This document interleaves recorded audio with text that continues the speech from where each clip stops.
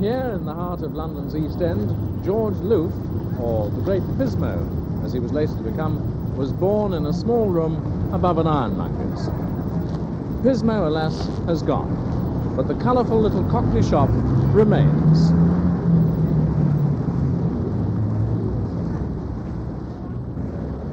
In the early 1900s, this part of London had not yet acquired its mid-20th century brashness. Indeed, Oxford Street, as it was called even then, was not really a street at all. The tentacles of the London octopus had not yet reached out to engulf the fields and forests of Pismo's childhood. Here, the 14-year-old Cockney boy would run through the trees, cruel thorns catching at the rough cloth of his coarsely woven knickerbockers. While at other times, like most members of the East End working class of his day, he would ride on his father's Shetland pony through the unspoilt grandeur of the Oxford Street countryside. Or, tiring of this, Pismo might pay a visit to his old friend Doc Barrett, a lovable old Cockney vet, who encouraged Pismo in his early career, and who incidentally gave him a dog called Flush, once the pet of the doctor's daughter Elizabeth, herself a well-known Cockney rhymestress. From this building, Broadcasting House, the Great Pismo made his radio debut, impersonating the great figures of his day, Harry Champion, Murray Lloyd, Lulu, and of course the great Vesta Tilley. While during rehearsal breaks, Pismo and his fellow artistes would nip round the corner to this famous London pub for a quick pint and a packet of crisps. It was here, in fact, that the Great Pismo first met his partner-to-be, Eric Grimm. But what about the people who live here today? How many of them remember their East End one-time neighbour? Do you remember the Great Pismo? Yes. Yes. Do you remember the Great Pismo? Yes. Really? I don't think much of him. What was he like? Well, I think he's a very famous actor. He's a glutton.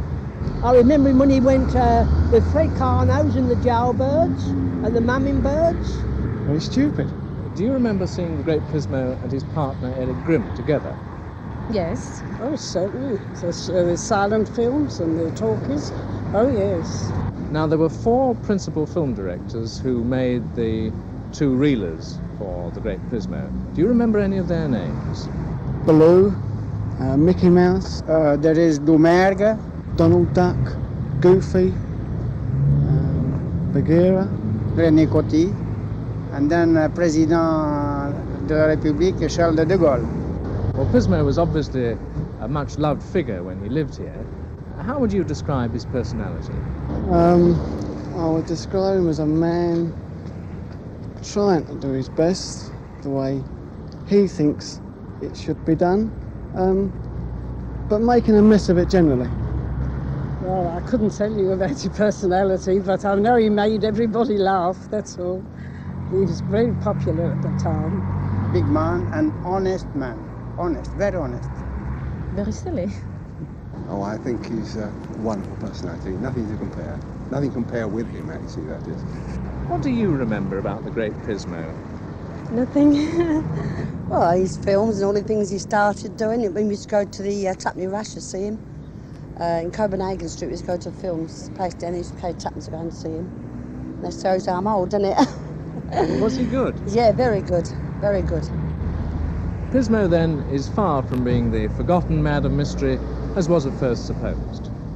The Sphinx of the 30s lives on in the memories of the people from whom he sprang. We leave you then with a further reminder of what might have been. And now, ladies and gentlemen, a little monologue entitled The Green Eye of the Little Yellow Eyed. There's a I say. What do you want? My dog doesn't eat meat. Your dog doesn't eat meat. That's right, my dog doesn't eat meat. Why? Don't you give him any? No, we don't give him. I say. What is it this time? My brother works in the circus. Your brother works in a circus? Quite right, my brother works in the circus. What's he do? He chews hammers. He's an amateur. No, he went of his own accord. Here's another one. What is it now? My wife's gone on holiday. Your wife's gone on holiday? That's right, my wife's gone on holiday. Really? Where's she gone? To the West Indies. Bahamas? No, she went of her own accord.